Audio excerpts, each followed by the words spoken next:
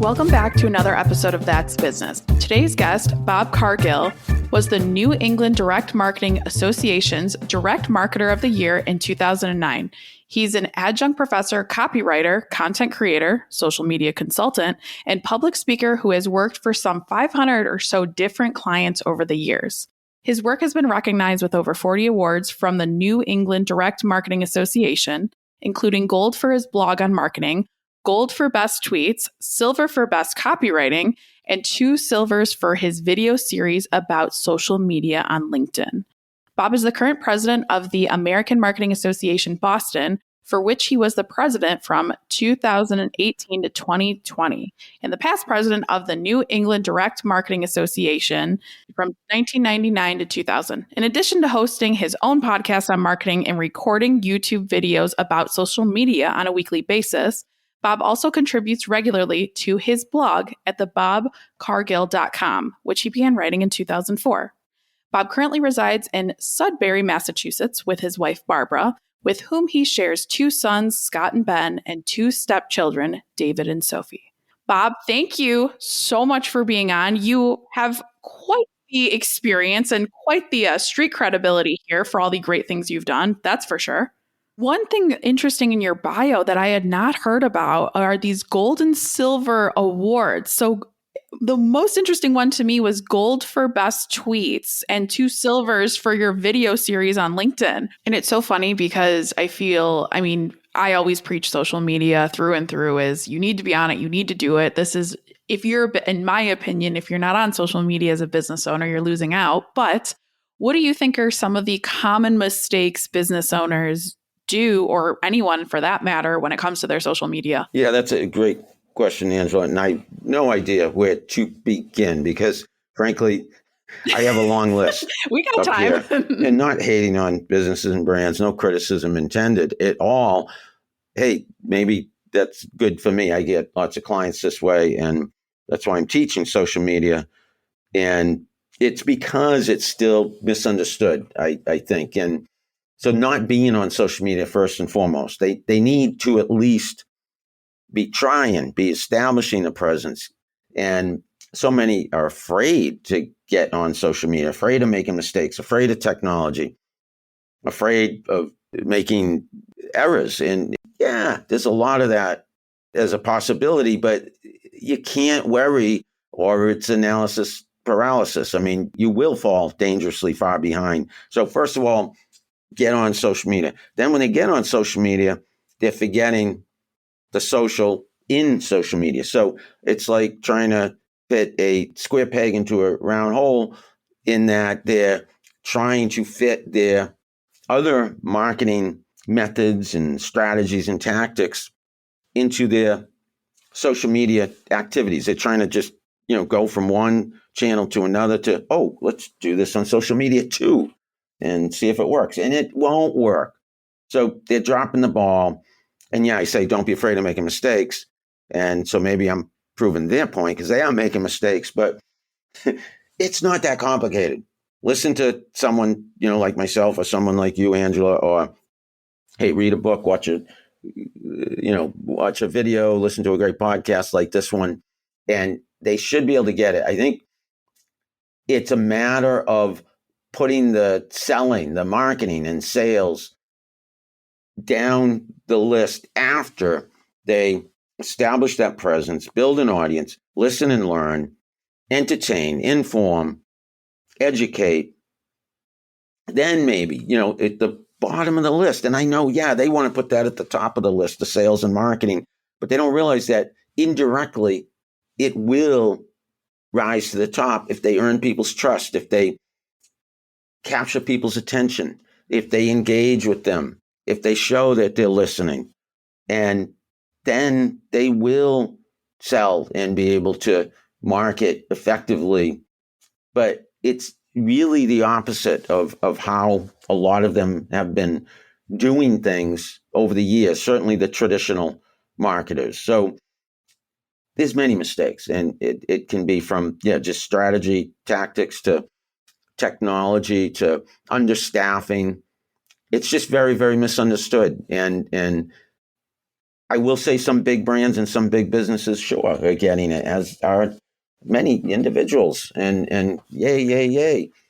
But I think social media's got a long way to go, how we use it. And we're only scratching the surface at this point in 2022. Well, and it's interesting too, because it's like anything in life. Like you didn't just pick up a basketball and we're really good at basketball. Anyone that's in the NBA or WNBA, I mean, it's you practice. One of my favorite, well, actually my favorite book is Malcolm Gladwell's Outliers. If you haven't read it. Yes, I have. Yeah. Good. Love that. The 10,000 hour rule of you put 10,000 hours into something, you are this expert. And that's where I think people just expect it to be an overnight success. It's like anything. Some things are great, some things are not, and you just roll with it. That's just my opinion. And I never touched social media until a few years ago. And now having my company, and we get so many leads from social media or now from this podcast, which is super exciting. But it's not that you have to scream in someone's face about sales. They will work with you because they like you, as I'm sure you tell your clients as well. Because you're creating entertaining, educational, informative content, Angela, and you have a regular presence, people develop these parasocial relationships with you and others who are out there, myself, hopefully, ideally. I think that's what I've seen over the years. They feel they know you. And if you're authentic and genuine and transparent, ideally over time, they're going to like you. I mean, some probably, won't like me, more will like you. And I'm joking. It's true. You don't like everyone. I don't like everyone. I don't expect everyone to like me. Yeah, nobody's for everybody. Right. But let's say the majority. If we put ourselves out there, people like honesty. People like people who aren't trying to pull the wool over their eyes. So, and frankly, there's more and more of the opposite in this world. I think trust has eroded over the years. Frankly, not a lot of people like advertising anymore or marketing. They prefer relationships. So we build relationships with people online. Parasocial means they feel like they know you. They might not even have met you, but they, over time, like you, over time, trust you, ideally. And over time, when it comes time to doing business, they do business with you. I'm going to segue, if you don't mind, and steal. Yes, do it. A moment to follow up on something you mentioned, and that's Malcolm Gladwell, the 10,000 hour rule. I do a ton of videos. Some of them are motivational. And I have one where I talk about practice makes perfect, and it's a perfect analogy. You kind of set me up for this, meaning, your story. I told you we were kindred spirits. You did, yeah. See? Mm-hmm. I have a video where I talk about when I played basketball back in the day. Again, my back in the day was a long time ago. And I sat on the bench. I wanted to break into the starting lineup. And I never did in basketball. But then it led to my high school career in running, track, and cross country, which has stuck to this day. But that's a whole nother story. But I was sat on the bench in basketball. Basketball was the sport I wanted to start the very, very, very most. And I would practice day in, day out on my own. I went to basketball camp. I shot, layups, jump shots. We didn't have the 3-point shot back then, but I set shots, jump shots, free throws. And I wouldn't leave when I would practice. We had a hoop out in the road in front of our house. Or if I was playing on my friend's house, David's or Mark's, my other friends, or down at Fletcher Field in the ridiculously awesome town of Franklin, Massachusetts, the town in which I grew up. Couldn't leave unless I hit 10 free throws. It might not sound like a lot in a row. And I sometimes be there an hour or two. It is hard in a row. Yes, yeah, it is. In a row for me, not Michael Jordan or some, maybe that's why I didn't break into starting lineup. But anyways, the point was I felt practice makes perfect. So when I did get in that game, the last couple minutes, and I did get a chance to hit a free throw, hopefully I would hit it. Again, maybe I didn't, and that's why maybe I didn't practice enough. My point is practice does make perfect. And that's why I get on social media, because you really can't practice social media unless you are on social media. So don't be afraid of making mistakes. Try again, and eventually you will succeed over and over again. It's so funny. I did not know you played basketball. I played basketball for 8 years. So funny that I brought the NBA reference up. So see, look at us. Lots in common. Yes. That's so funny. And we had to do that at practice too. Our JV coach, you were not allowed to leave until you hit 10 in a row. And some of us would be there a very long time. So I feel that it is hard. It's harder than people think. It is. Now you have this huge list of clients when I checked out your website, and it's literally a scrolling list of all the incredible things you've done. Have you had any specific favorite projects or favorite clients you've worked with? Because you have a plethora of services you offer. Yeah, countless. I mean, sure, there were challenging jobs over the years, challenging clients, but yeah, out of 500 plus clients, there's sure to be many highlights. And one comes to mind, and this one was the best client of all, and that was for myself when I had my own business. That. I'll never forget, and I can name others, and I want to name others after this, just a couple others, but the most favorite, and I tell this story a lot, was to develop my own business and reach clients. So this is pre-internet days. Half my career has been pre-internet and pretty much the second half so far, because I do tell people, well, maybe it was the first third before the internet, second third up until now, and I still got a third coming. That's what I hope. That's my goal. Before the internet, I did a ton of direct mail. I was known to do direct mail for magazines and direct mail for nonprofits. And when I started my own business, I had a lot of business, which was great. I kept very, very busy. Part of it was because I was good, I think, patting myself on the back, if you will, with the self-promotion. You can tell I'm not shy about promoting. Just look behind me. A lot of signs and bright colors and, hey, I do this. Hey, I do that. I went to the Home Depot and bought 100 mailboxes, big metal mailboxes. I hired a painter to paint each and every one of them. And I kind of said, just do what you want to do what you do well. It could be graffiti, could be flowers, could be whatever. Really bright colored mailboxes were painted. This is adding up already for me in cost. Then I put in these mailboxes samples of my work, and I sent them to 100 prospects.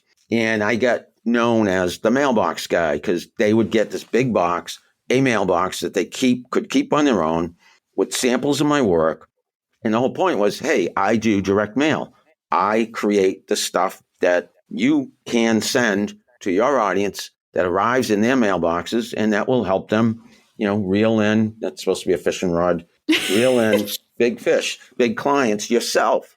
So it did really, really well for me. Got me a good reputation. I hope it was good for being very, very promotional. Can I name a couple others, quickies? Absolutely. I did a ton of work for nonprofits back in the day, and that was always very, very rewarding. There is an organization here in the Boston area, I believe they're still around, called the Home for Little Wanderers. And when I worked for a great agency, L.W. Robbins, we did direct mail fundraising for the Home for Little Wanderers. And a side benefit to us having them as a client was me being a runner. I got to run the Boston Marathon for them and fundraise for them at the same time, like officially. So I got an official number to run the Boston Marathon and raise funds for them. So that was a super, super exciting client to have. And then that's crazy. Go ahead. And he keeps talking. No, I love it. Yeah, talk it, do it. You're making my job easy. I'm just like, you're just incredible. Like, who thinks to paint mailboxes? But I just hung up on that. But go ahead. You're doing great. You're very kind, as she puts her finger on the mute button. When social media came around, as happy and excited and elated and relatively successful I was doing direct mail in print, I couldn't have been happier for the internet and social media. So having my work as social media evolved and brands and businesses in where I worked figured out how to use social media. And I finally got that full-time job at Overdrive Interactive. Thank you, Harry, for hiring me there. For 4 years, I was director of social media, and we worked on some very, very exciting clients. I couldn't have been more proud to have started my blog in 2004 and around the year 2012, 13, to be doing social media full-time. So that's not necessarily a client or a project. That's a job that I couldn't have been more proud to have, because my career then, in a way, trying to inch over. So, over here, the name of my book is 20 Jobs, 20 Lessons, A Long, Strange Career in Marketing from junk mail to social media. So in a way, I felt, yeah, I kind of closed the loop. I mean, I'm still going like an Energizer bunny, but I love so far how my career has gone, not necessarily because of great strategic planning on my part, pretty much serendipity. Well, and something that I feel is so unique about you is anyone that I feel did either direct marketing, print marketing before the days of social media is no longer in business or just kind of stayed. I don't want to say stuck. I mean, kind of stuck in their ways of this is how I know this is what I'm going to stick with and this is where I'm going to live. You are completely different. I mean, you rolled with all new technology, social media being a thing, the internet being a thing. How did you keep up with that? And how do you still keep up with that? Because it's very impressive. Thank you, Angela. No, I felt like I was swimming upstream for a number of years. I was, again, talking about blogs before people knew what that meant, jumping on social media. And even 10, 15 years ago, I was, who's this old guy using social media? And I joke, but I became so used to telling anybody within earshot, you got to get on social media. You got to learn social media. And again, that's still what I'm telling people. And my book's riddled with those stories where I had a day job, of writing direct mail because that's what I had done most of my career. That's what I was known to be good at. Yet I wasn't really enjoying it. Like I was enjoying what I did at night, the moonlighting, the time writing my own blog, the time, spent learning Twitter and learning Instagram, Vine, which died on the Vine, but, that was creative videos. I was doing all of that on my own time and trying to convince my employers we should be doing this. So for some reason, I say in my book about some of the mistakes, quite a few of them I made over my career, but embracing social media was not one of them. Although I will say it might have been a mixed blessing for me because I was not always as happy as I could be doing what I was doing for work, even though it was a great job and great people I was working with. I always wanted to get into social media full time. So it was creating a tad unhappiness. But looking back, it's all, I think, happened for a reason and led me to here. How do I do it? I will say again, there's a price I've paid. A lot of extra hours, a lot of fighting burnout, a lot of, stress to this day. I answer the question all the time, how do I, and you do look me up in social, and I think you have, and you see I'm all over the place. And that can have its downside. It's from the moment I wake up, looking at my phone in bed to, not frankly, watching enough Netflix with Barbara, my wife. We both love watching our shows on Netflix, but I'll feel I have to answer, the more successful you are on social media, you're getting a lot of people you have to respond to, and the ante just keeps upping. I have to create another video. I have to write another blog post. So it doesn't stop. I've created a monster, Angela. I feel that too. My boyfriend just knows now. He's like, "Oh, are you doing a TikTok?" I'm like, "Sure am." So you better smile in it because you're going to be in it. And Angela, don't those TikToks take more time than people realize? They do. And this is something I learned of if you know what you know and hire where you don't. So I did a TikTok boot camp with someone I really liked. And now it's like, it's easy to me. It's as easy as LinkedIn or a Facebook post. And now I'm like, oh, boop, boop, boop, done. Some of them do take a lot of time. And as you know, having your YouTube channel, that videos do take some time to get them good. But yeah, it's a lot of work.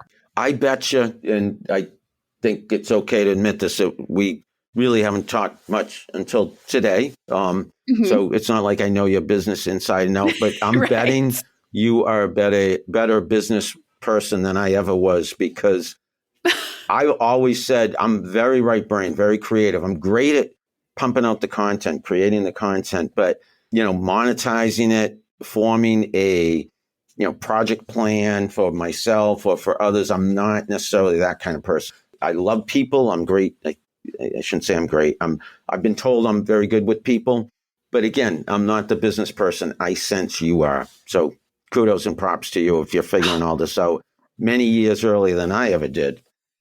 Well, my employees, I am a very much a visionary, a creative, but I do have ADHD, like very bad ADHD. So sometimes I'm like, we should do this. Why don't we do that? And they're like, Angela, one project at a time, please. But it makes me creative and have really good ideas at like 11:30 p.m. on a Saturday. Like, Yeah. this is a good idea. Let's implement it on Monday. But I do have my moments and I like to learn. But it's just like a learning curve. And I think that goes into confidence with this. I mean, you talked about confidence before, like, you're going to fail and you're going to be successful. But I would not have been here. I mean, I got fired from my job. Anyone listening that is, I'm sure, heard this story 5 million times, but it's not a glorious story. And I'm sure in your book, too, that I am going to buy and read, that you talk about the not so serendipitous or not so pretty end of starting your own business or doing this full time. And so it does take over your life. And I have also created a monster. I'm like, oh, I have 5 minutes. Let's answer comments. Let's go back. Yeah. We need a post. This is a good LinkedIn post. Let's do that. So I feel that to my core. Mm-hmm. Yeah. And if you don't mind me saying so, pace yourself, because I have suffered, lack of a better word. I don't mean literally, writhing in pain, but Right.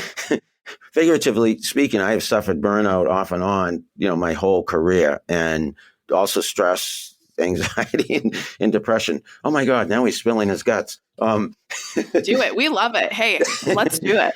And I do think a lot of it, some of it comes from my childhood and just genetics, and absolutely some of it comes from my career. The pressures I put on myself and the hard knocks of working in an agency environment for so many years in creative, deadlines, multiple clients. And again, you're getting a look inside my mind in terms of, never been diagnosed, but probably a little bit ADHD, in terms of, I am quite energetic. I am quite all over the place, but I'd like to think in a good way. But sometimes I think it gets the best of me, maybe not those around me, but up here, it's sometimes hard to deal with.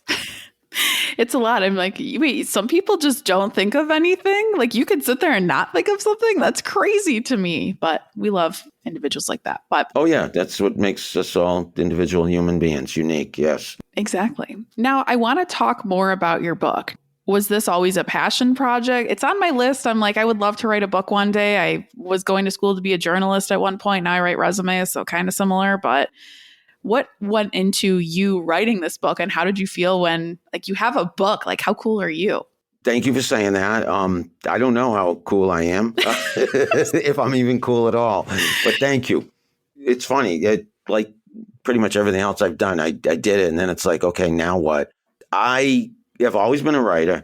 I kept journals starting in high school, wrote for the high school newspaper, wrote for my college newspaper, almost went into journalism. I wrote a lot of poetry. I've just always been a content creator. And by content, I mean, words mostly, until social media came around with, all the technology. And I'll get there with the answer. And I did get a master's degree in television. So Ian wanted to be a DJ on the radio. So now you can see a lot of multimedia, a lot of desire to express myself, a lot of desire to communicate and to as many people as possible. I always wanted to write a book, but I wasn't planning to write a book about my career. It was when I realized I had amassed this resume of so many jobs and a variety of experience that I strongly believed in. And I had heard over the years, occasionally, the haters, and I use that term loosely, occasional jokes or even criticism. Let's say I interviewed for a job and I hated this question. So tell me, why did you only stay 1 year at that job? Mm-hmm. And you've actually done that a few times. In fact, you've done that a lot of times. And that was always a tough question for me to answer. At a certain point in time, about 5 years ago, I said, I can write a book about this and put a positive spin on it and explain myself and turn it into an entertaining, educational story and document, what I felt really was, I believe to this day, a very solid, successful, relatively speaking. I'm no millionaire, not even close, but I'm rich in experience and colleagues and friendships and a portfolio, thanks to all these different jobs I had, again, half before the internet and half after. So that became the book. And it took me 3 years to write from it was published in June. I can't do the math, but 3.5 years before that, I had started it. Beginning of 19, I had started it. So 19, 20, and 21. Yeah, and about 6 months in 22 to get it published, self-published. I dictated most of it, believe it or not, into my phone and then strung it together over and over and over again. I mean, there's the Malcolm Gladwell, I probably put 10,000 hours. I don't know what that equals up to. Maybe I put 100,000 hours into it. But getting it properly strung together. Each chapter is one of my jobs, including 2 surprise jobs, one before my career and one towards the end of it. I'm not going to give them away. You have to read the book. But I try to apply lessons to each one of them. And I think of this, and I've been told by those who have read it, it's educational, it's helpful, it's entertaining, it's me. And there's also a ton of blog posts. Of course, I'd get that blog in there that I've written on social media. So it's kind of like, wow, there was this thing called junk mail. There was this thing called email. There was this thing called blogging. There was this thing called Twitter. Oh, and now there's this thing called TikTok. So it's kind of the evolution and how, like you said, I've kind of gone with the flow. And here I am teaching all this stuff. And, I'm going to be that guy that will be, I think, teaching for a long time to come and still doing all this crazy stuff and teaching it to people like, 1/5 my age by the time I'm done. How's that? I just figured it all out. You did. I mean, my future. Yeah, I love that. Hey. The past, I know. That's all said and done. But yeah, I figured out the next 10, 15, 20 years of my life too. Well, and how fun will that be? And I'm sure your students are so lucky to have you. I mean, I still remember the professors that had an impact on me, and that's something, it's just so great. So you remember the really bad ones, the really good ones. Oh, yeah. Always, right? Yes. I didn't always have, I didn't have enough of the good ones. I had some very, very good ones, but back in my day, they weren't like I think it is now, the educational environment. I think it's much more warm and friendly and supportive. Back in my day, I didn't think it was that way, but that's a whole nother story too. I think we need another book out. Well, I have to see what's in this one first, but I feel like you need to write another book after this. Don't feel like you got it all in this one. Now that I know how to do it, so I said about project management, and now I got, though, a project managing tool up here and how to get it done. So see, there could be another one. Amazing. Now, another facet of you is that you've done a ton of public speaking. And funny enough, being a business owner, I've learned a lot of business owners don't like public speaking. And a lot of people in general just are terrified of public speaking. Has this always been like a natural gift for you? Or how have you overcome any of the nerves that I'm sure you have faced previously? Angela, you're very kind to ask all these great questions. And I feel very guilty talking about myself so much. This is what I want. I want to hear about you because you're so fascinating. No, I appreciate it. And I hope, some days I'm more, joking around. I think today I'm joking around a little bit than others, but it's actually a very serious topic because I have alluded to back in the day, my parents and family were awesome. You're going to say, here he goes again. I'm going to go way back before I answer the question. So my parents, my family, my brother, my sister, some of my coaches, my friends, for the most part, all awesome. But I didn't grow up for some reason with a lot of self-confidence. Mm-hmm. And I don't know where that comes from, except I think I was brought up kind of in a rough and tumble environment outside the home. A lot of my friends were pretty tough. I think I was probably pretty tough, rough and tumble. And there might have been some bullying going on. And hey, I'm not saying I was completely innocent either. But I think what I'm saying is there might have been some emotional trauma. There might be some genetics here. There might be some school, might be some sports related. Anyways, I had a fear of public speaking. And I also had this fear, like deathly fear of authority figures. Like college, freshman year was overwhelming for me, very intimidating for me. So where am I going? I knew I needed to overcome that. So I was nervous when I would speak and didn't feel comfortable necessarily speaking up around authority figures or around people who I thought were all smarter than me, all tougher than me. But I took, a good decision, a public speaking course in college. Then I did, Toastmasters, which is a public speaking program. And I did that for a total of 6 years, 2 stints, one for 5 years, one for 1 year. Game changer. Absolutely. So TKO knockout to my fear of public speaking. I then realized what a superpower this is, what a awesome feeling it is. So I went from being afraid, nervous, having panic attacks, because by the way, I did throw in, there was some anxiety and depression, some of it still exists to this day. So I had to learn to overcome that. And I did, and manage that. And I did. And I realized what a thrill I got being in front of an audience. And so this started like in the early 90s. I started doing seminars before there were webinars. I would speak all the time, and I became the go-to guy, to speak. I became at organizations, if you are comfortable speaking in front of a group, it's going to lead to leadership opportunities. It's going to lead to self-confidence. So again, good decision. A lot of bad decisions, good decision. Toastmasters, good decision. Public speaking course in college, result more self-confidence, the result more accomplishments, more leadership opportunities. To this day, and now look, I teach in front of people, students, adults, if it's a webinar or a seminar.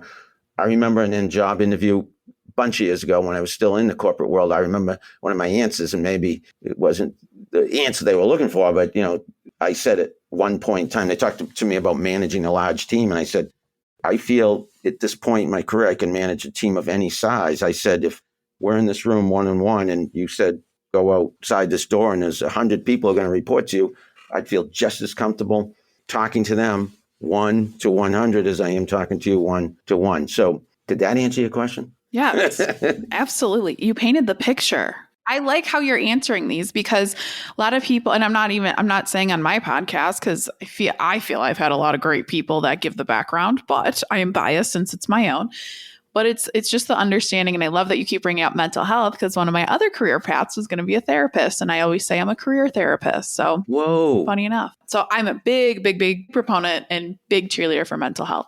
That is something that wasn't talked about back in the day. That is something that wasn't addressed. So people had total freedom to wreak havoc on the emotions of employees, students, friends, you name it. Again, hyperbole and exaggeration here, but to make my point. So the damage is done, and a lot of people my age, there was damage. And I'm not saying there isn't damage occurring left and right in today's world, because it just can happen just from being alive. But people got away with a lot more back in the day. And thankfully, it's now being addressed. And we're treating, I think, people more kindly. We're being kinder to each other. And I try to emphasize that. It's so important because you can just have a few experiences of emotional trauma that can last a lifetime. You absolutely can. Hey, I mean, it still happens in corporate settings. It still happens at companies. And I love that there's more resources and it's more talked about. But yeah, I mean, I even think this is still newer in the last few years, not even to say back in your day, because I even think, last 5 years, it's really been something. And I think I'm not going to say anything positive about the pandemic, but I think it was like, oh, look at all these mental health issues and everything we just sweep under the table because you had to come face to face with it. So yes, you did answer my question, how we got long-winded there. We need to have like 5 other podcast episodes because I could keep going and I want to hear all your stories. I got time if you got time. Frankly, this is the last big work thing I have to do for the week. And not that this is a big work thing. Yeah, I'm not a big work thing. This is supposed to be fun, Bob. Come on. Well, it's the last thing on my calendar. It is fun. But I'm going to go out for a run after this. Oh, look at you. I got to get out there before dark, but I still have an hour or two. So before dark. You're so much fun. Keep the questions coming. I love it. Now, kind of transitioning back, who do you ideally work with? Is it a certain type of people, a certain type of company? I mean, I always like to joke and I say my clients are usually the misfits or people that think differently from the corporate status. So do you have kind of ideal people you like to work with, or even on the student side, students you love more, or public speaking? I mean, there's so many facets of you. Where do we start? Yeah, I want to be clear that now most of what I do is the teaching. I have one client right now. Again, I had my business for 7 years in the 90s. Off and on, occasionally in between jobs, I'd have stints of freelancing. I definitely had stints of moonlighting. And in the last 5 years, I've had a bunch of clients until the last 3 years or so when teaching's taken up almost all my time. But I can answer that question. Who generally have I worked with over the years? Who do I like to work with? I have always taken pride in being able to work with difficult clients because I like people and I try to see the positive in people. And I'm also not hesitant to go above and beyond, put in the extra hours. So I feel I've been pretty good at handling, difficult personalities or challenging clients. Who do I, prefer to work with? People I enjoy most, open, honest, easygoing, not nitpickers. But I've worked with some really challenging clients over the years. I've worked in some really challenging work circumstances over the years, work environments. I can handle it. I can handle almost anything because of my upbringing, because of my sports when I was a kid, because of my running that I do to this day, marathons, etc. I'm a tough cookie. But what's funny is what I just said. See, that's the tough cookie in me speaking. But I'm also very sensitive, very emotional. And I think that's where I've taken a lot of hits over the years. I've not been afraid of tough circumstances, tough clients, tough jobs, long hours. It can take a toll. And you have to. And that's where I now take pride in trying to help younger people. I love my students. I love teaching. They listen, they care, they're enthusiastic, energetic. They have their whole future in front of them, professional journeys. So I try to share with them things I learned the hard way. And a lot of those things were, still maybe learning the hard way, but fewer things now than, in the past. So, yeah, I like nice people, but my past has not been necessarily full of all nice people or all easy circumstances, quite the contrary in some cases. I love that. Now, on that note, I love to ask this final question to all guests I have on the podcast. But what advice do you have for anyone listening right now? Yeah, like when you asked me what mistakes are people making in social media, I said, where do I begin? Where do I begin? I have 250 pages of advice back here. I'm just kidding. But I want to help people, and I want people to learn from mistakes I've made, and I know I've made a ton. But I've also done a lot of things well. I pack it in, good and bad.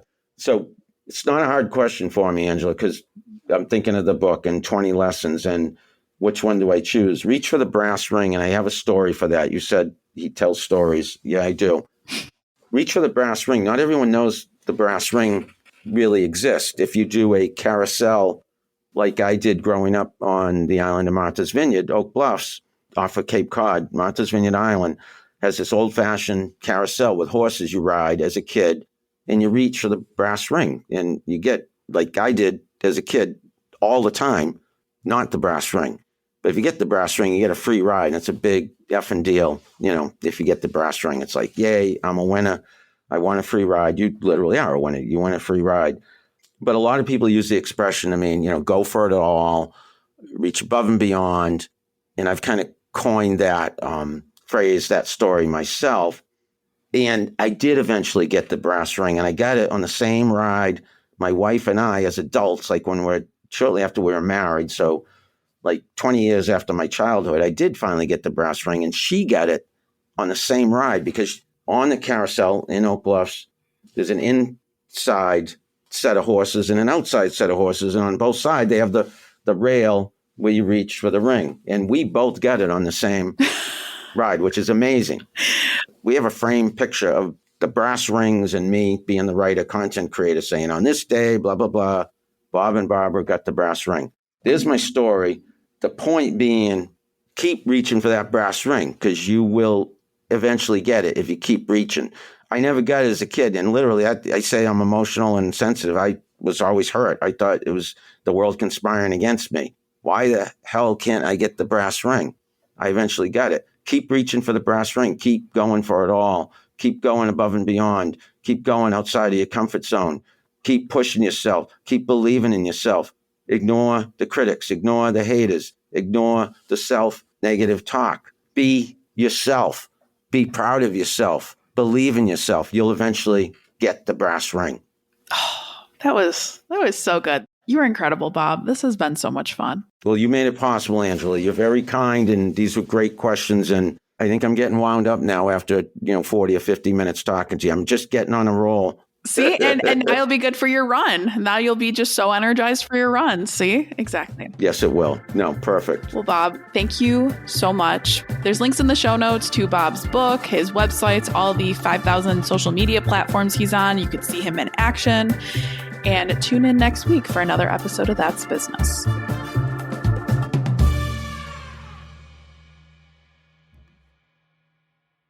If you're looking for a career change and you're not sure where to start, the Resume Rescue can help. Sure, there's no such thing as the perfect fit for everyone, but here at the Resume Rescue, we're on a mission to find the perfect solution for you.